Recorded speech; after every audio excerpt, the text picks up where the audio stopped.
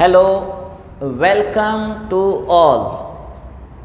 Today we are going to start our new point in our topic vectors, and point is coplanar vectors.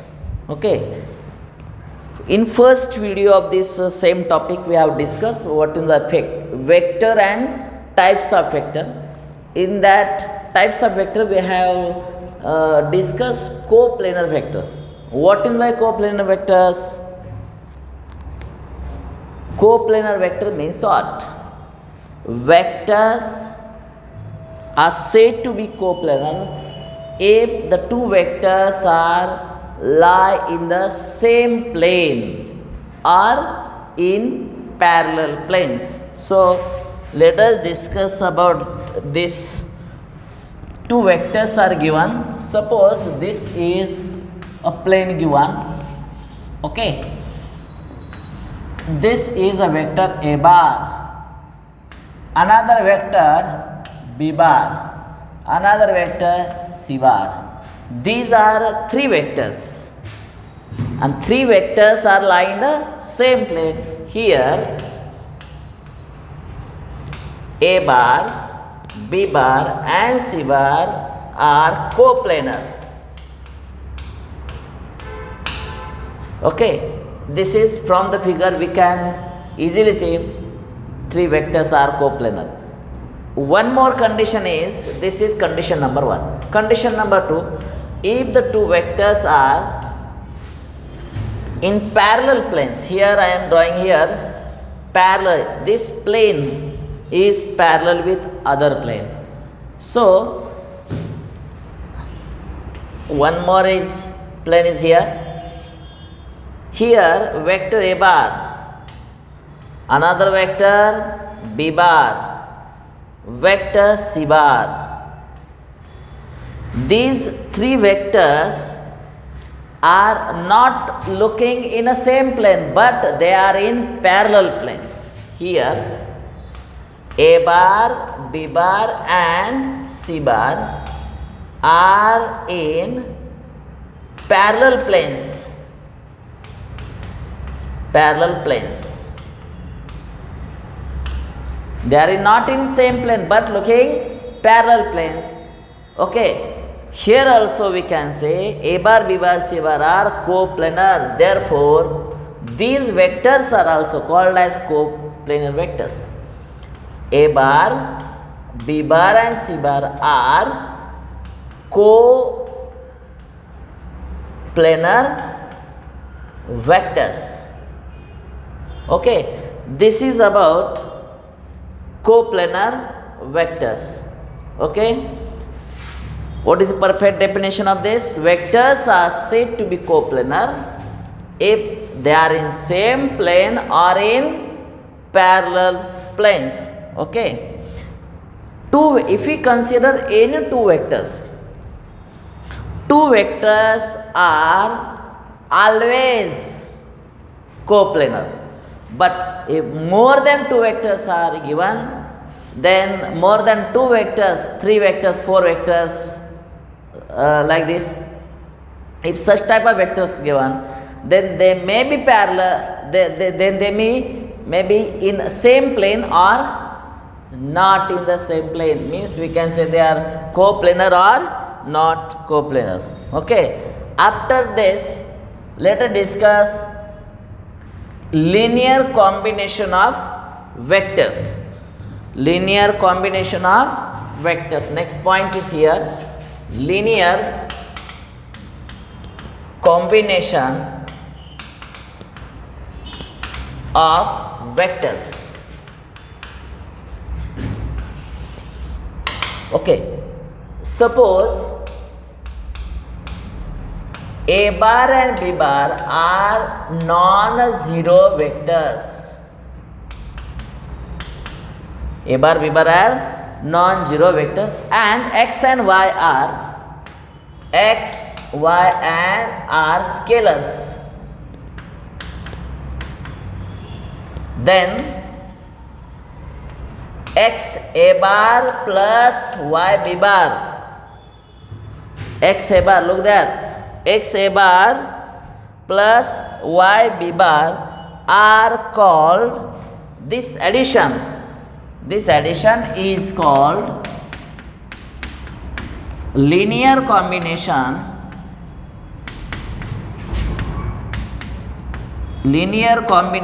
of a bar and b bar. If two vectors are given and if we try to find the addition of these two, so we can represent the addition of this x a bar plus y b bar, and this is called the linear combination of a bar and b bar. If more vectors are given, if a bar, b bar and c bar are given, if a bar, b bar, c bar, d bar, e bar are vectors given, then x a bar plus y b bar plus z c bar plus d x y z, suppose here t d bar plus m e bar is called linear combination of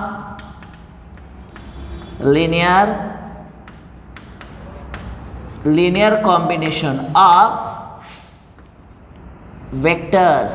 कुठले vectors? a bar, b bar, c bar and d bar असे जे vector दिसत आहेत त्यांची linear combination काय असते हे आपण आता बघितलेलं आहे. जे तुम्हाला जे आता पॉईंट सांगितलेले आहेत ते व्यवस्थित समजलेत का बघा, कारण आपण हे कोप्लेनर वेक्टर ही कन्सेप्ट क्लिअर केले. त्याच्यानंतर लिनियर कॉम्बिनेशन ऑफ वेक्टर्स, आता हे कॉम्बिनेशन करताना इथं प्लस साईन वापरलं आहे, मायनस साईन वापरलं तरी चालतं. हे झालं लिनियर कॉम्बिनेशन ऑफ वेक्टर्स. आणि लिनियर कॉम्बिनेशन ऑफ वेक्टर्स म्हणजे दोन वेक्टरची ॲडिशन करता येते आणि या टेक्निकवर आधारित हा तिसरा थेरम आहे. आणि हा जो थेरम आहे तो इथं बघा, x1 a bar plus x2 b bar, x1 x2 हे कसे आहेत, स्केलर आहेत आणि ह्या दोन्ही वेक्टरचे ॲडिशन केलं आहे just like this linear combination of vectors. Okay, त्यामुळे हा जो आत्ता जो पॉईंट सांगितलेला आहे तो व्यवस्थित जरा समजावून घ्या, कारण हा पॉईंट व्यवस्थित पॉईंट आउट करा, कारण याच्यानंतर आपण या वेक्टरच्या ॲडिशन कशी आहे, थेरम काय आहे त्याकडं आपण बघणार आहोत. ओके, म्हणजे या पहिल्या दोन डायग्रॅमच्या आधारे कळते की ते एकाच प्लेनमध्ये आहेत, दुसऱ्या डायग्रॅमच्या आधारे कळते की ते पॅरलल प्लेनमध्ये आहेत म्हणून त्याला कोप्लेनर म्हणतात. आणि त्याच्यानंतर आपण कन्सेप्ट क्लिअर केले linear combination of the vectors, हे आपण पूर्ण केलेलं आहे. बरोबर आहे. आता आपण या महत्त्वाच्या थेरमकडे वळणार आहोत. थेरम कोणता आहे बघा, सांगितलेलाच आहे तो थेरमला व्यवस्थित रीड करा. इफ बघा थेरमचं स्टेटमेंट काय आहे ते बघा, स्टेटमेंटचा अर्थ कळाला की थेरम सोडवताना काहीही अडचण येणार नाही आहे. बघा, if a bar and B bar are any two non zero non collinear vectors. बघा, नॉन झिरो आणि काय नॉन कोलिनियर वेक्टर्स. आता नॉन कोलिनियर का दिलं, ह्याच्या अगोदरचा थेरम तुम्हाला माहीत असेल, दोन वेक्टर दिलेले असतील आणि ते जर कोलिनियर असतील तर त्याचे ॲडिशन काय असते, त्याचे ॲडिशन 0 असते. हा थेरम आपण बघितलेला आहे. If a bar and B bar are collinear, बघा कोलिनियर दिला असतील तर आपल्याला माहीत आहे ना एक्स ए bar plus y b bar याचं उत्तर किती 0 हे आपण बघितलेलं आहे, हा थेरम बघितलेला आहे. पण बघा बरं, एक्स ए बार प्लस वाय बी बार 0 दाखवलं आहे का नाही दाखवलं. ते कोलिनियर वेक्टर्स आहेत. कोलिनियर म्हणजे बघा एक वेक्टर असा दिला ए बार आणि दुसरा वेक्टर दिला इकडं बी बार, हे झाले कोलिनियर वेक्टर. म्हणजे ते असं लिहिलेलं आहे म्हणजे त्याचे ॲडिशन काय 0. हा थेरम पहिला होता. पण जर विचार करा हे दोन वेक्टर असे मी घेतलेच नाही, समजा हा तिरकी इकडं जाणारा घेतला जरा वेक्टर, लेंथ वेगवेगळे आहे, मॅग्निट्यूड वेगवेगळं आहे पण डायरेक्शन वेगळे आहे. म्हणजेच हे दोन वेक्टर कोलिनियर नाहीत तर काय शब्द वापरला पाहिजे तर नॉन. ए बार आणि बी बार नॉन कोलिनियर असतील तर ह्याची ॲडिशन इथं 0 येईल का? नाही येणार. तर त्याची ॲडिशन अजून एक कुठला तरी वेक्टर असतो आर बार. हाच तरी थेरम आहे. थेरम पहिला आणि हा थेरम दुसऱ्यातला फरक लक्षात आला ना तुमच्या? जर दोन वेक्टर कोलिनियर असतील तर तुम्हाला माहिती आहे त्याची लिनियर कॉम्बिनेशन 0, त्याची ॲडिशन 0. बरोबर आहे का? ते कोलिनियर ते लिनियर ॲडिशन काय येणार 0. पण जर नॉन कोलिनियर आत्ता जे सांगितले कन्सेप्ट त्याच्या आधारे त्याचे ॲडिशन 0 येणार नाही. तर अनादर वेक्टर येणार आहे बघा. देन बघा they are lying in the same plane. एकाच प्लेनमध्ये असणारे ते वेक्टर आहेत. Then prove that any vector r bar third vector is a coplanar with them if and only if there exists unique scalar x1 and x2 such that r bar equal to x1 a bar plus y1 b bar. म्हणजे त्या दोन वेक्टरचे addition अजून एक vector असतो हे आपल्याला prove करायचं आहे. आता त्यासाठी बघा प्रूफसाठी आपण इथं प्रूफ लिहायला सुरुवात करूया. Let a bar b bar and r bar be coplanar. बघा हे तीन वेक्टर काय करणार आहे? Be coplanar. कसे आहे ते वेक्टर? कोप्लेनर आहेत. एकाच प्लेनमध्ये आहेत. मग एकाच प्लेनमध्ये असणे दाखवण्यासाठी काय करूया? मी काय करतो? Take any point O in the same plane, in the plane of a bar b bar and काय r bar. a bar b bar and r bar.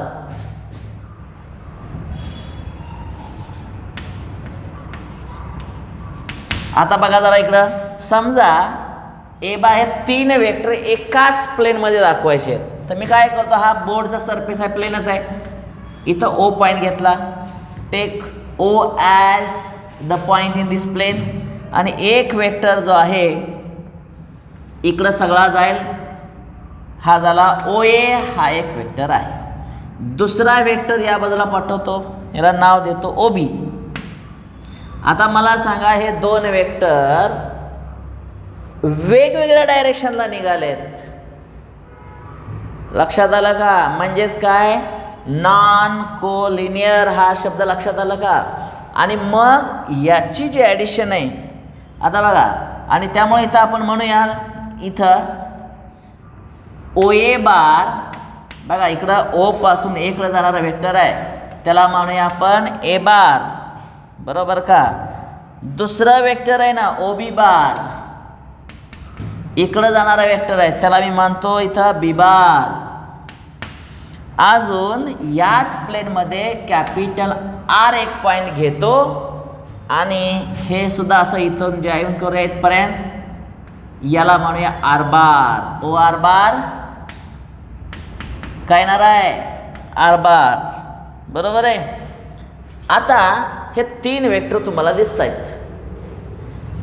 आता इथं आर मधून जाणारा आता मी ओ ए दिसतो. ओ ए मला इथं पॅरलोग्राम तयार करायचं आहे बरं का? तर त्यामुळे मी काय करणार आहे? ह्या ओबीला ओबीला पॅरल असणारी लाईन इथं काढतो. ओबीला पॅरल असणारी लाईन अशी काढतो बघा. आणि याला पॅरल असणारी लाईन अशी काढतो. हा झाला पॅरलोग्राम. याला इथं नाव देऊया पी आणि इथं नाव देऊया काय? क्यू. म्हणजे टेक द पॉइंट पी. इथं आपण म्हणूया take point P and P on A bar. बघा P on vector O A bar म्हणूया and Q on O B bar. O B bar. बरोबर आहे. सच दॅट अशा रीतीनं घ्या की कुठंही पी इकडे तिकडे घेऊ नका. आपणाला पॅरलोग्राम तयार झाला पाहिजे. such that quadrilateral OP, बघा quadrilateral OP, बघा O नंतर P कडे या, P नंतर R कडे जावा, या R कडे नंतर Q कडे जावा, is a parallelogram. अतिशय महत्त्वाचा थेरम आहे, इज अ पॅरलोग्राम. आता हा पॅरलोग्राम झाला. आता जरा बघा, हा जर पॅरलोग्राम झाला तर नंतर O पासून P कडे जाणारा वेक्टर OP आणि OA हे एका लाईनवरती आहेत, म्हणजे कोलिनियर आहेत, बरोबर आहे का? त्यामुळे आपण इथं असं म्हणू शकतो OP बार, बघा OP बार अँड OA बार, बघा OP बार आणि काय OA बार आर कोलिनियर.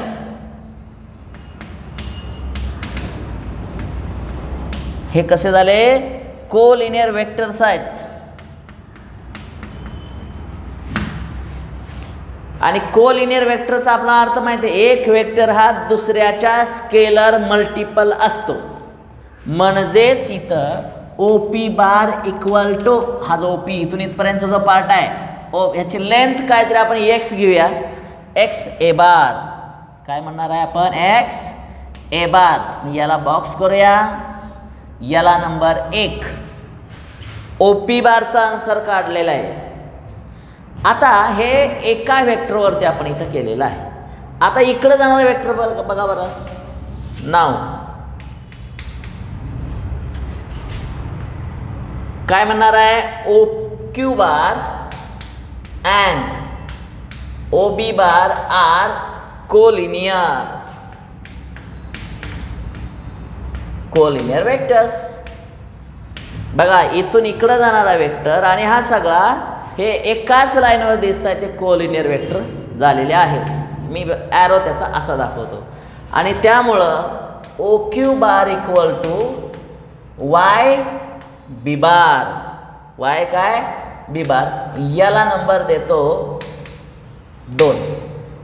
इथं x म्हणजे काय? x is a non zero scalars. अगोदरच सांगितलं आहे बघा, x आणि x1 म्हणूया आपण. इथं x1 तिथं काय दिलं? x1 आणि x2 दिलं आहे थेरममध्ये. आपण तसंच घेऊया x1 आणि इथं म्हणूया इथं x2. x1 and x2 are non-zero scalars. Here x1 is a scalar.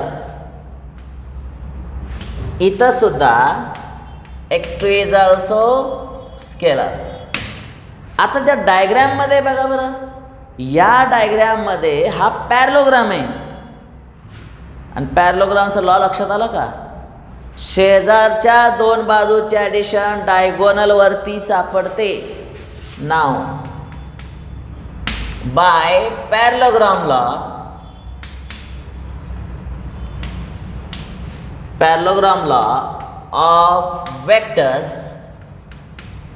by parallelogram law of vectors OR bar equal to, diagram मध्ये बघा, OR bar equal to OP bar plus OQ bar. म्हणजेच R bar equal to, OR बारला आपण R bar मानलेला आहे, OR bar R bar equal to X A bar X1 A bar plus X2 B bar from first and second. आणि अशा रीतीने हाच result आपल्याला प्रूव्ह करायचा आहे बघा.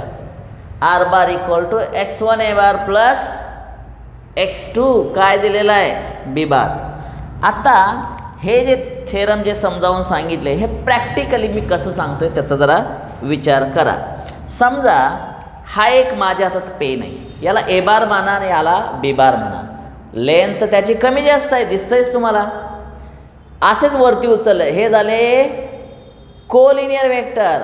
आणि कोलिनियरचा अर्थ माहिती आहे, एक वेक्टर हा दुसऱ्याच्या स्केलर मल्टिपल असतो, बरोबर आहे का? एक वेक्टर हा दुसऱ्याच्या स्केलर मल्टिपल असतो. याचाच अर्थ त्यांची लिनियर कॉम्बिनेशन 0 असते, बरोबर आहे का? हे कोलिनियर. पण समजा हे असं पॅरलल धरलेच नाही, जसे थोडेसे तिरके धरले याचा अर्थ असा, असंच पुढं वाढवलं तर काय झालं? असं तयार झालं का? बघा डायग्रॅम, बघा अशी डायग्रॅम तयार झाली. आणि हीच डायग्रॅम आणून मी इथं ठेवलेली आहे. मग बघा असं केलं कसले झाले कोलिनियर. कोलिनियर झाल्यानंतर ॲडिशन करून बघा उत्तर 0. पण हे कोलिनियर धरले नाहीत, नॉन कोलिनियर. थेरम शब्द वापरला बघा, नॉन कोलिनियर. मग नॉन कोलिनियर आहे. नॉन कोलिनियर आल्यानंतर ते पुढं बघा बरं काय झालं. आता कुठंतरी इंटरसेक्ट केलेत असं मानलेलं आहे, एकाच प्लेनमध्ये असं धरलेलं आहे. आणि मग इथं काय करायचं, समजा असा भाग आहे, या पेनाला पॅरल असणार अजून एक पेन असा ठेवा, याला असणार असा ठेवा की इथं पॅरलोग्राम तयार होईल. बरोबर का? हेच तरी इथं लिहिण्याचा प्रयत्न केला आहे बघा. हे बरोबर आहे का? मी ज्या जाग्यावर धरलेला आहे तो म्हणजे ओ पॉईंट, हा वेक्टर इन्फायनाईटपर्यंत जाणार आहे, हा वेक्टर इन्फायनाईटपर्यंत जाणार आहे. इथं मी अजून एक समजा हा वेक्टर, हा चॉक काहीतरी समजा असा धरला, हा chalk, it is a third vector r bar. बघा हा जो पेन आहे ना, मध्ये असणारा जो चॉक आहे तो म्हणजे या दोन्हीची ॲडिशन इथं आर बार ठिकाणी सापडते. म्हणजेच असं ठेवलं तर एकाच प्लेनमध्ये झाले का नाही, को प्लेनर. मग तेच आपलं सुरू आहे, को प्लेनर वेक्टर्स. बघा एकाच, हे स्पेसमध्ये दाखवलेलं नाही असं, तर त्याच प्लेनमध्ये आहे असं त्याचं आहे. म्हणजे हा चॉक म्हणजे इतर दोन्हीची addition R bar equal to X A bar आणि x1 ए बार आणि x2 बी बार असं नाव दिलं आहे. तर अशा रीतीनं आणि इथून काय करायचं, असं ह्याला पॅरल काढायला पॅरलोग्राम तयार झाला. आणि पॅरलोग्रामच्या लॉनुसार डायगोनल हा इतर दोन्हींची ॲडिशन असते. हे आपल्याला पॅरलोग्राम लॉनुसार झालेलं आहे.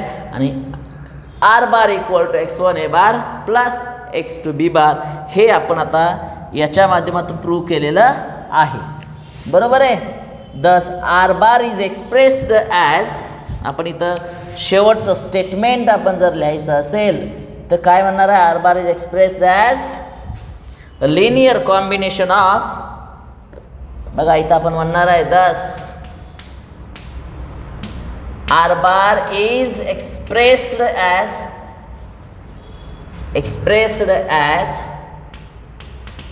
linear combination of काय a bar and b bar. R bar is expressed as linear combination of a bar and b bar, किंवा दॅट इज आपण असं म्हणू शकतो linear combination of x a bar plus x1 a bar plus x2 b bar. आता काय काय reference बुकमध्ये इथं T1 वापरले, T1 आणि T2 वापरलेला आहे. T1 आणि T2 हे काय नंबर्सच आहेत. आपण जिथं आपण x1 लिहिलं आहे त्या जागा t स्मॉल t वापरलं आहे, इथे x2 लिहिलं स्मॉल t वापरलं आहे. थेरम अजिबात बदलत नाही. अशा रीतीनं थेरमचा अर्थ तुम्हाला समजावून सांगितला आहे. पण इथं अजून एक शब्द बघा बरं, इफ अँड ओनली हा शब्द वापरला आहे. इफ अँड ओनली इफ,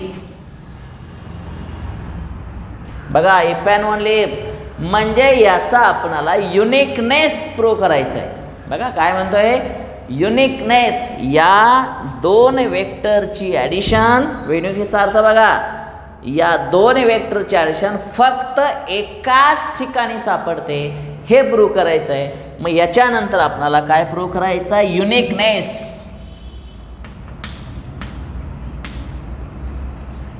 याच्यानंतर आपण युनिकनेस प्रूव्ह करणार आहोत. आता म्हणजे हे आणि हे याचे ॲडिशन फक्त याच जागेवर सापडते, शेजारी सापडत नाही. हे आपल्याला प्रूव्ह करावं लागणार आहे. मग हे प्रूव्ह करायच्या अगोदर जो पाठ मी शिकवून दिलेला आहे तो व्यवस्थित याचा स्क्रीनशॉट वगैरे काढून घ्या किंवा व्यवस्थित लिहा जरा. अतिशय महत्त्वाचा पाठ आपला सुरू आहे, महत्त्वाचा थेरम, इम्पॉर्टंट थेरम आहे हा.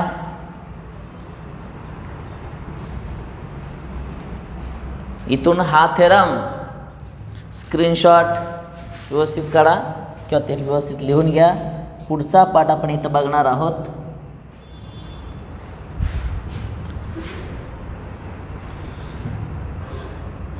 आता म्हणजे R bar is expressed as the linear combination of x1 a bar plus x2 b bar हे प्रूव्ह केलेलं आहे.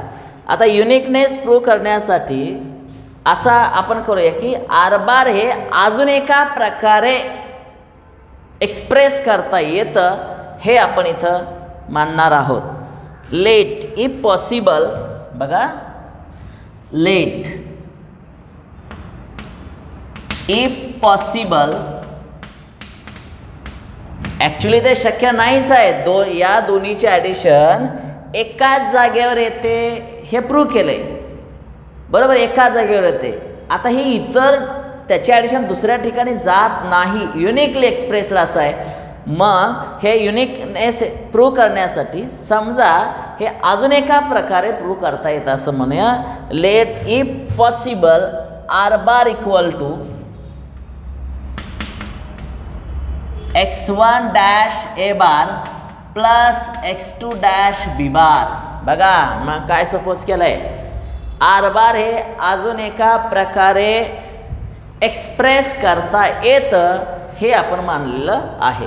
काय मानलेलं आहे बघा, R bar equal x1 dash ए बार प्लस x2 डॅश ए बार. आता x1 डॅशचा अर्थ काय, ॲक्च्युली इथं x1 समजा हे जे ना O पासून P पर्यंतची लांबी समजा 5 सेंटीमीटर आहे आणि इथून इथपर्यंतची लांबी समजा 4 सेंटीमीटर आहे. तर हे जे 5 आहे ना, 5 त्याला x मानलं म्हणजे इथं 5 ए बार होईल, इथं 4 बी बार होणार आहे. पण हे आर बाय x1 डॅश याचा अर्थ असा 5.1 समजा इथं घेऊया, इथं p डॅश हे छोटंसं डिस्टन्स आहे ना, हे छोटा अंतर, त्या छोट्या अंतराला x1 डॅश असं मानूया. मग इथून इथपर्यंत 5 प्लस अगदी 0.1 काहीतरी असेल 5.1, म्हणजे हे 5 नव्हे 5च्या शेजारी आपण नंबर घेतलेला आहे. म्हणजे x1 dash and x2 dash b bar. x2 dash म्हणजे इथं 4 आहे ना, 4च्या शेजारी एक पॉईंट घ्या, अगदी 0.1 आहे असं माना. क्यूच्या शेजारी अजून एक पॉईंट घ्या, ते तरीसुद्धा हे आरला जॉईन करायचं. असं तात्पुरतं सपोज करा, असं करता येणार नाही, पॅरलोग्राम होणारच नाही, दिसतंयच तुम्हाला. पण तात्पुरतं काहीतरी सपोज करा की इफ पॉसिबल, समजा शक्य असेल तर हे आर बार हे याही प्रकारे रिप्रेझेंट करता येतं. परंतु we have already proved r bar is expressed as x1 a bar, x1 bar plus इथं काय म्हणणार x2 बार. याला रिझल्ट नंबर 1, याला result number 2, from 1 and 2, from 1 and 2. या 1 आणि 2 वरून काय करता येतं, आर बार हे असं एक्सप्रेस करता येतं. परंतु आपण हे एवढं सगळं प्रूव्ह केलंयच ना, आर बार हे प्रूव्ह या पद्धतीने केलं जातं. फ्रॉम 1 and 2, 1 आणि 2ची लेफ्ट हँड साईड समान आहे, LHS इक्वल आहे. आणि LHS इक्वल आहे याचा अर्थ राईट हँड साईडसुद्धा काय असली पाहिजे, इक्वल असली पाहिजे. आता इथं लिहिण्यासाठी जागा नाही आहे, तर मी काय करतो, या जागेवर लिहिण्याचा प्रयत्न करतो. थेरमचा अर्थ तुम्हाला समजावून सांगितलेला आहे, त्यामुळे हे पुन्हा शेवटपर्यंत लिहायची मला गरज नाही. आणि त्या फ्रॉम 1 and 2, बघा, from 1 and result number 2 we can see as a x1 dash A bar plus x2 dash b bar equal to x1 a bar plus x2 b bar. हे आपण आता इथं प्रूव्ह केलेलं आहे, बरोबर आहे. आता याच्यानंतर मी काय करणार आहे जरा बघा, आपण आपल्या सोयीसाठी x1 एकत्र घेऊया, x1 dash A bar minus x1 a bar is equal to, इथं आहे असं ठेवूया, x2 बी बार मायनस x2 डॅश बी बार. यातून काय एक टर्म इकडे तिकडे केले बरं का, कॉमन काय काढता येईल इथं, ए बार आणि इथं राहणार आहे x1 डॅश मायनस x1. इथं कॉमन काय काढता येणार आहे, बी bar x2 minus x2 dash. आता समजा ही पहिली ब्रॅकेट जी आहे, समजा त्याची व्हॅल्यू काय, त्याची व्हॅल्यू समजा अदर दॅन 0 आहे. मला सांगा, इथून इथपर्यंत 5 आणि इथं 5.1 घेतले, ह्यातला गॅप 0 नाही असं कन्सिडर करा. म्हणजेच काय, suppose this is not equal to 0, बरोबर आहे का. आणि मग समजा 0 नाही आहे म्हणजे काय होणार, हे ब्रॅकेट 0 नाही, याचा अर्थ A bar is equal to x2 minus x2 dash आपण इथं x1 डॅश मायनस x1 हे ब्रॅकेटमध्ये येणार आणि इथं बी बार. ही सगळी ब्रॅकेट आहे ना तो स्केलर नंबर तयार झाला. It is a scalar. याचाच अर्थ असा A bar is a linear combination of B bar. याचाच अर्थ काय तयार झाला बघा. That is A bar is linear किंवा scalar multiple of A bar is scalar multiple of B bar. बघा A bar is scalar multiple of B bar आणि एक वेक्टर हा दुसऱ्याच्या स्केलर मल्टिपल असेल तर याला आपण काय म्हणतो तुम्हाला चांगलं माहिती आहे. काय म्हणतात. कोलिनियर वेक्टर्स म्हणतात. Therefore a bar and B bar are collinear. A bar and B bar are collinear. बरोबर आहे का. कोलिनियर. पण मला सांगा सुरुवातीला सांगितलं आहे बघा थेरमचं स्टेटमेंट जरा व्यवस्थित बघा बरं. थेरमचं स्टेटमेंट काय सांगितलेलं आहे बघा. दिलेले वेक्टर कोलिनियर नाहीत, नॉन कोलिनियर आहेत. म्हणजे हे जे वाक्य आहे ते काय व्हायला लागलं. चुकीचं व्हायला लागलंय, रॉंग व्हायला लागलंय. का बरं रॉंग व्हायला लागलं. तुम्ही इथं काहीतरी सपोज केलं म्हणून. समजा आर बार हे अजून एका प्रकारे रिप्रेझेंट करता येतं असं तात्पुरतं सपोज केलं म्हणून या दोन शक्यता निर्माण झाल्या. आणि हे सॉल्व करत करत तुम्ही मॅथमॅटिकली प्रूव्ह केलंय की A bar and B bar are काय collinear. This is a contradiction that A bar and B bar are काय नॉन कोलिनियर. त्यामुळे आपण असं म्हणू what we suppose is a wrong. इथं आपण म्हणू शकतो this is a contradiction. This is a contradiction. This is a contradiction. Contradiction म्हणजे आपण जे सुरुवातीला स्टेटमेंट सांगितले ते चुकीचं ठरवायला लागलं. हे कशामुळं तुम्ही हे सपोज केलेलं आहे म्हणून. समजा हे आर बार हे अजून एका प्रकारे प्रूव्ह करता येतं असं सपोज केलं आहे. ठीक आहे समजा आर बार एक प्रूव्ह करता येतं. पण सर्वात इथं काय तुम्ही म्हणलाय ही ब्रॅकेट समजा 0 असती यातला गॅप जर नसताच तर काय any term divide 0 not define झालं असतं. म्हणजेच काय दिस इज अ कॉन्ट्राडिक्शन. आणि त्यामुळं आपण इथं असं म्हणू शकतो ए बार अँड बी बार म्हणजे इथं x1 dash is equal to x1 as well as x2 dash equal to x2. हे म्हणजे हे जे आहे ना तुम्ही x1 आणि x1 डॅश हे वेगवेगळं मानलं असं अजिबात असणार नाही.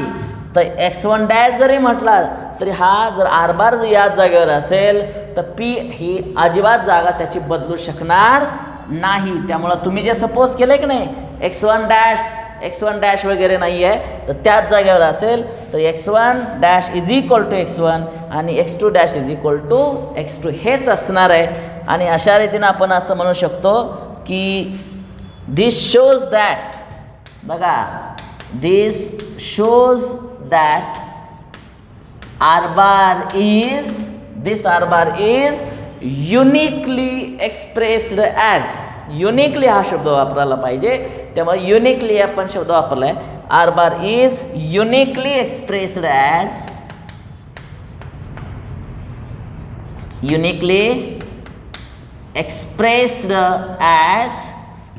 R bar is uniquely expressed as x1 a bar plus x2 b bar. आणि इथं तुमचा थेरम इथं पूर्ण झालेला आहे.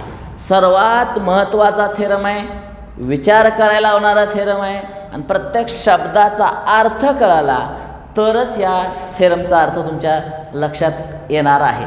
ते हा थेरम 2 प्रकारचे आहेत. बरेचसे स्टुडंट बोर्डला हा जो थेरम विचारला तर लिहिताना काय कुठंपर्यंत लिहितात इथंपर्यंत लिहितात पण युनिकनेस त्यांना व्यवस्थित लिहिता येत नाही. तर युनिकनेसचा अर्थ तुम्हाला सुद्धा समजावून सांगितलेला आहे. तर लक्षात आलं का. तुम्ही असंही करू शकता आर बार लिहिल्यानंतर हे एक वेक्टर दुसऱ्याच्या स्केलर मल्टिपल आहे म्हणजेच ते कोलिनियर आहे. Therefore what we suppose is a wrong असं म्हटलं तरी चालेल. What we suppose is wrong म्हणजे R bar is expressed in another way असं तुम्ही म्हणणार आहे, ते चुकीचं आहे. व्हॉट वी सपोज रॉंग याचाच अर्थ R bar can be expressed uniquely. म्हणून शेवटचं वाक्य लिहिलं आहे, this shows that R bar is expressed as x1 a bar plus x2 b bar. तर हा या टॉपिकमधला थेरम अतिशय महत्त्वाचा जो होता तेच आपण बघितलेलं आहे. आणि ह्याला को प्लेनर वेक्टर्स याच कन्सेप्ट खाली नाव दिलेलं आहे. कारण समजा एक वेक्टर इथं असेल, दुसरा वेक्टर इथं असेल, त्या दोन्ही वेक्टरची ॲडिशन ही त्याच प्लेनमध्ये असते, स्पेसमध्ये अजिबात असत नाही. असं या वेक्टरचा अर्थ तुम्हाला मी सांगितलेला आहे. पुन्हा एकदा सांगतो, हा ए बार आहे, हा बी बार आहे, बरोबर आहे. या दोन वेक्टरची जर ॲडिशन करायची ठरली तर ती ॲडिशन तिसरा वेक्टर असणार आहे. हा आर बार स्पेसमध्ये नाही तर त्याच प्लेनमध्ये. आणि हे कसे झाले? एकाच प्लेनमध्ये झाले. ह्याला आर बार नाव दिलं आहे, याला ए बार नाव दिलं, याला बी बार नाव दिलं आहे. त्यामुळं दोन्ही वेक्टरची ॲडिशन ही थर्ड वेक्टर असते. असं आपण या थेरमच्या माध्यमातून प्रूव्ह केलेलं आहे. लक्षात आलं? याच्यानंतर ज्या दोन छोट्याशा कोलोऱ्या तुम्ही टेक्स्टबुकमध्ये रेफर करा. ओके, त्याच्यानंतर पुढच्या व्हिडिओमध्ये आपण अजून एक थेरम बघणार आहे वेक्टर टॉपिकचा. इथं थांबतोय. Thank you very much.